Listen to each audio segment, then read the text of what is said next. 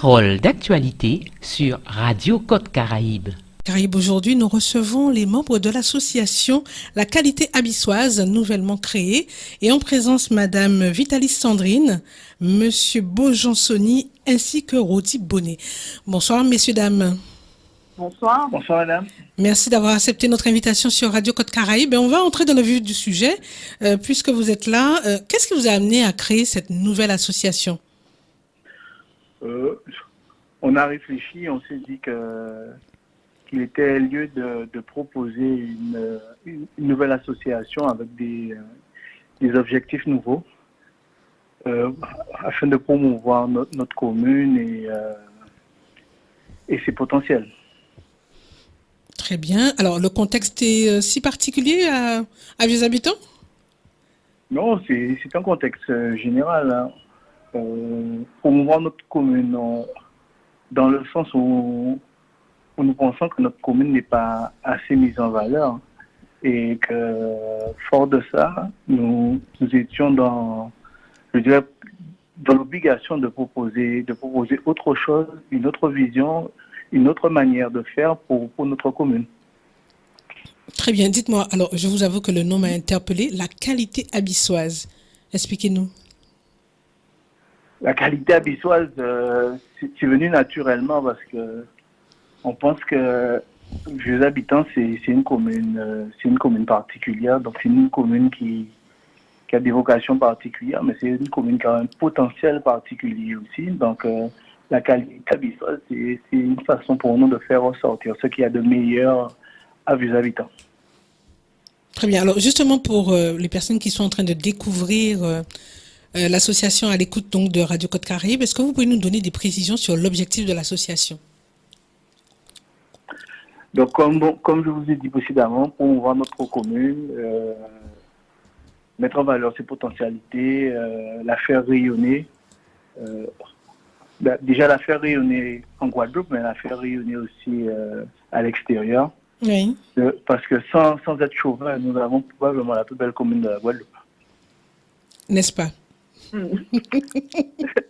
On dirait ça.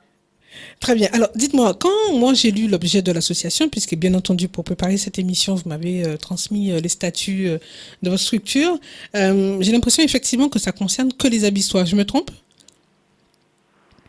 Non, c'est Vieux Habitants, mais c'est également le Sud-Bastère, c'est également la Guadeloupe, Vieux Habitants, parce que c'est notre point, C'est notre point d'ancrage. Ouais, voilà. Notre point de départ. Notre point d'ancrage, mais nous nous sentons aussi proches des Bouillantais, des Pointe-Noiriens, des Baïfiens. Ce sont des communes qui sont avoisinantes et qui, je pense, aussi ont les mêmes difficultés que nous. Donc, c'est les habitants parce qu'il faut démarrer quelque part. Très bien. Alors, donc vous êtes respectivement président, secrétaire et trésorier, si je me trompe. Oui. Aujourd'hui, vous êtes combien de membres et sympathisants autour de vous ? C'est une association nouvelle. Nous venons tout juste de la créer. Nous avons déjà une dizaine de membres et nous avons beaucoup de personnes qui frappent à la porte pour nous rejoindre. Parce que l'idée de faire rayonner les habitants, je pense que beaucoup d'Abyssois la partagent. L'idée aussi de peut-être par la suite de faire rayonner le Sud-Bastère, je pense que beaucoup de gens nous rejoindront fort de cette idée. D'accord, donc ça veut dire qu'avec le nombre d'associations déjà présentes sur le territoire, vous n'y avez pas trouvé votre compte, c'était pas suffisamment valorisé ? C'est bien ça ? Je dirais pas ça, parce que si je dis ça, si on dit ça, c'est on se met déjà en opposition avec les associations existantes. L'idée aussi, c'est peut-être aussi par la suite de pouvoir travailler ensemble, de faire aussi peut-être différemment, parce que si aujourd'hui nous sommes là, c'est que peut-être qu'il y avait lieu peut-être de faire autrement, différemment, sans pour autant dire que ce qui a été fait avant n'était pas bon. C'est pas l'objet c'est pas notre objet, c'est pas notre but. Nous voulons travailler main dans la main avec d'autres associations qui partagent peut-être aussi nos valeurs. D'accord. Alors, si vous pouvez nous donner un exemple concret, qu'est-ce que vous diriez pour quel type d'action, quelle est votre vision justement de votre territoire et visiblement aussi du Sud-Bastère ? Déjà, notre première action, le job dating. Pourquoi? Parce que le Sud-Bastère, de façon générale, c'est entre guillemets la zone déshéritée de la Guadeloupe. C'est là où nous avons probablement le plus de chômeurs. C'est là aussi, malheureusement, où nous avons beaucoup de personnes peut-être éloignées de l'emploi. Alors justement, on va y revenir dans un moment sur le job dating, cette première action, mais c'était pour un petit peu mieux situer vos actions à venir, votre démarche, puisque vous avez parlé de valoriser votre territoire et le Sud-Bastère, pour qu'on puisse mieux vous comprendre. Est-ce que vous pouvez nous donner quelques exemples de choses que vous envisagez, d'actions, d'activités que vous envisagez, avant qu'on fasse le focus justement sur le job dating dans un instant? Je vous prends un cas tout simple. Les habitants, c'est une commune où nous avons un fort potentiel. Un potentiel, nous avons deux belles vallées, la vallée de Beaugendre, la vallée de Grande-Rivière. Mhm. C'est exactement deux potomitons de cette commune qui, mis en valeur, pourraient faire rayonner notre commune et aussi peut-être être une source de développement pour notre commune, une source peut-être d'emploi par la suite si ces deux potentiels sont bien mis en valeur. Nous avons aussi un littoral qui est magnifique, qui est vraiment magnifique, qui peut servir de tremplin pour le développement de notre commune. L'idée, c'est de faire venir les gens, les habitants, de faire découvrir cette belle commune. Déjà, les habitants, c'est une commune historique, c'est la plus ancienne commune de la Guadeloupe, la plus vieille église s'y trouve. Donc, l'idée, c'est de valoriser davantage son patrimoine, c'est bien ça? Voilà, valoriser davantage notre patrimoine. Parce que le patrimoine, nous sommes quand même dans un monde où le côté authentique, ça attire. Le côté vrai, ça attire. Si, par exemple, en Guadeloupe, les plages au sable blanc, ça attire, mais les habitants, de par son histoire, de par son positionnement, doit attirer également. Alors, vous avez effectivement la Rivelière, l'association aussi Verte Vallée a fait longtemps un travail sur le territoire, le café, bien évidemment, avec différentes entreprises, et aussi la zone de Géry qui commence à se développer. Bien, on connaît aussi Vieux Habitants pour son agriculture. Est-ce qu'il y a encore des éléments où justement vous vous appuyez sur ces piliers-là pour développer davantage la commune et sa visibilité? Bien entendu, on n'a pas l'idée de réinventer la boussole. Hein. Forcément, on va s'appuyer sur l'existant, sur ce qui existe, sur ce qui a été fait. Et jadis, les habitants aussi, c'était le grenier agricole de toute la Guadeloupe. C'est là où on trouvait des cultures telles que le cacao, le café, des cultures qui peuvent encore faire la fierté de notre commune et singulièrement de la Guadeloupe.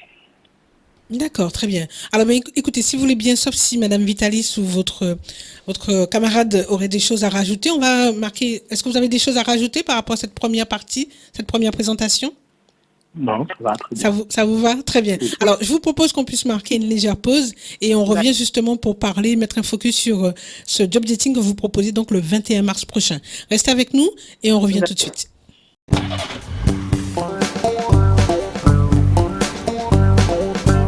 Parole d'actualité sur Radio Côte Caraïbe. Oui, Parole d'actualité nous emmène donc à Vieux Habitants, cette belle commune, comme nous disaient à l'instant les membres de l'association La Qualité Abyssoise. Et c'est la raison pour laquelle d'ailleurs ils vous proposent ce jeudi 21 mars, en soirée, un événement, le job dating. Alors, mesdames, messieurs, justement, expliquez-nous pourquoi ce choix en soirée. Alors, pourquoi c'est en soirée? Parce qu'en fait, on s'est dit que les jeunes, ils seront plus accessibles, en tout cas en fin de journée. 17h parce que tout le monde sort du travail, donc c'était aussi pour permettre aux intervenants de ne pas les mobiliser durant leur journée. Donc, on a fait le choix de 17h, 21h. Très bien. Alors, dites-nous, job dating, on l'entend bien, il s'agit d'emploi, de relations avec des entreprises. Est-ce que vous avez déjà un certain nombre de postes à pourvoir et les entreprises seront-elles sur place? Tout à fait. Donc, du coup, on a des intervenants, des entreprises qui participent à l'événement et qui ont des offres d'emploi, mais qui aussi sont là pour informer, c'est-à-dire tels que le Pôle emploi ou les autres organismes ou le coaching ou les centres de formation. Ils sont là aussi pour informer et ainsi qu'une entreprise pour les porteurs de projets pour le développement de leurs projets. Alors, est-ce que vous pouvez nous expliquer justement comment tout ça va s'organiser, s'orchestrer? Puisqu'on sait que la salle est grande, hein, vous avez prévu l'OMCS dans le bourg de Vieux Habitants. Chacun aura des stands, vous avez prévu des temps d'échange spécifiques pour les demandeurs d'emploi ou porteurs de projets, comme vous l'avez indiqué? Alors, oui, tout à fait. Alors, le job dating, en fait, l'idée, c'est que chaque candidat, en fait, passe 15 minutes maximum avec un intervenant. L'idée du candidat, c'est de prendre un maximum d'informations, les coordonnées pour pouvoir décrocher un entretien par la suite beaucoup plus prononcé et plus long avec ses intervenants et s'il souhaite avoir d'autres informations. L'idée, c'est vraiment de passer 15 minutes, puisqu'effectivement, vous l'avez dit, la salle est grande. Nous en avons à peu près 12 intervenants, 12 partenaires.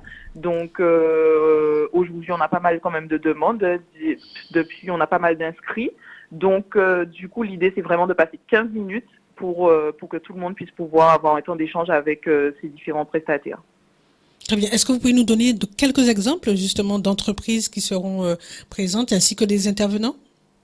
Alors du coup, nous avons la MFR, Calamus, Cabinet Coaching, le local, le Pôle emploi France Travail, la mission locale, la mairie de Vieux Habitants, la station Vito et une association, les passionnés abyssois.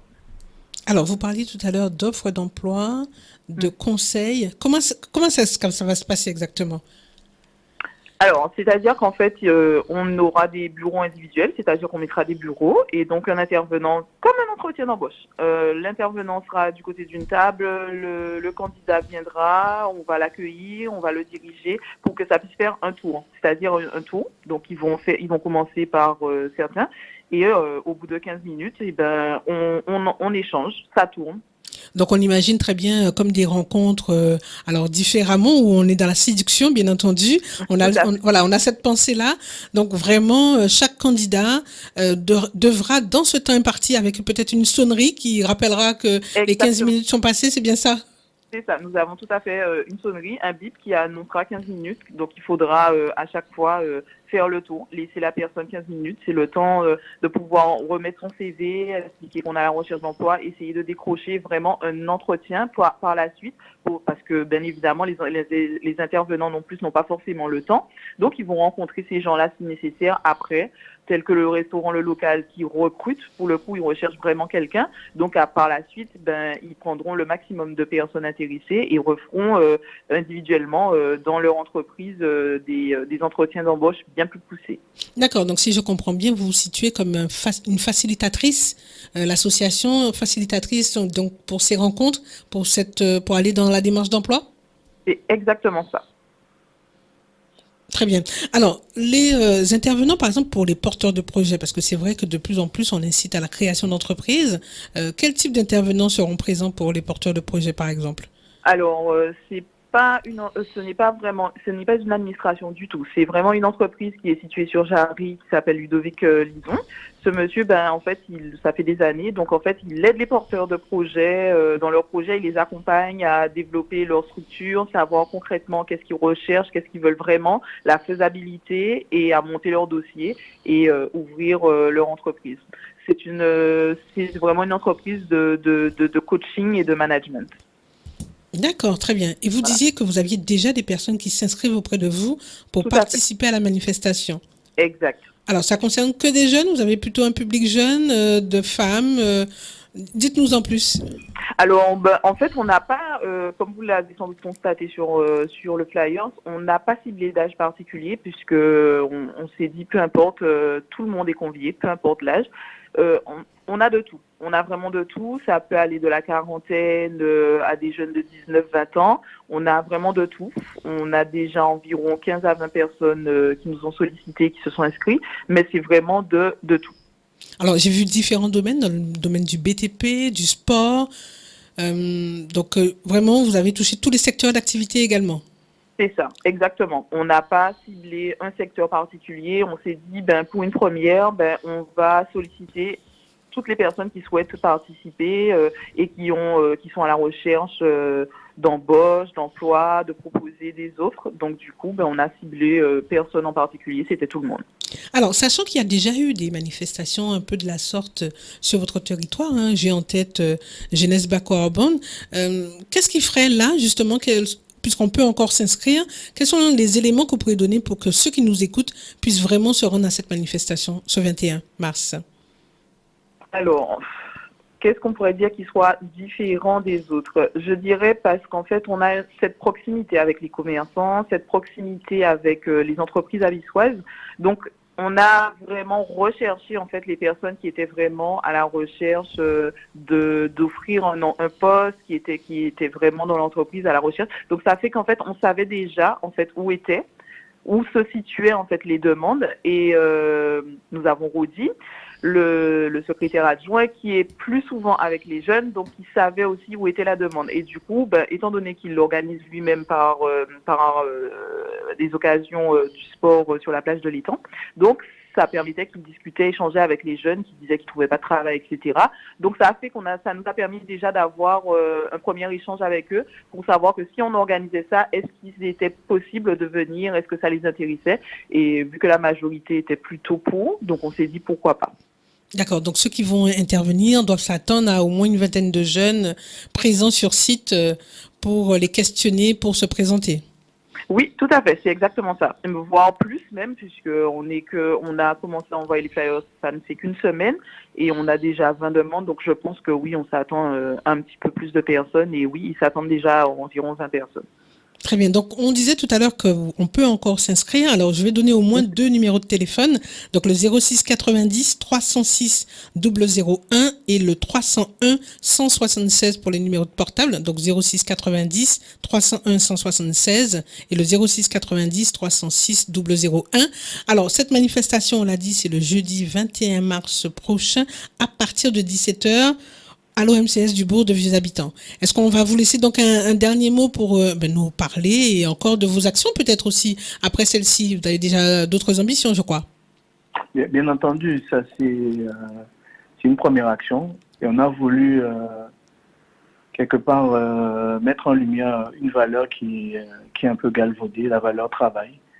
Encourager les jeunes qui veulent, les jeunes et également toute personne désireuse de travailler, de mettre en relation des professionnels pour ces personnes afin de les aider dans leur démarche professionnelle et de les valoriser parce que le travail c'est une valeur qui a tendance à être galvaudée. Donc on a voulu remettre cette valeur au goût du jour. Et bien entendu c'est une première action, mais nous réfléchissons d'ores et déjà à d'autres actions. C'est notre première sortie, on a un peu, comme dirais-je, la boule au ventre, mais on sait que nous ferons d'autres actions pour valoriser notre commune. Très bien, donc ça ne fait que commencer. Bien évidemment, donc pour cette association à la qualité abyssoise, je vais donc vous remercier, messieurs et madame, pour cette intervention aujourd'hui sur Radio Côte Caraïbe. Et puis, bien entendu, on reste connecté et le rendez-vous, donc on rappelle, jeudi 21 mars pour un job dating en soirée, 17h à 21h à l'OMCS du Bourg de Vieux Habitants. Merci encore et à très bientôt. C'est nous qui vous remercions. C'est ça. Merci à vous. De mettre aussi, à travers votre interview, vous mettez aussi notre commune en valeur. C'est aussi ça, la qualité abyssoise, qu'on parle de Vieux Habitants. C'est noté. Merci encore et à très bientôt. À très bientôt. Au revoir.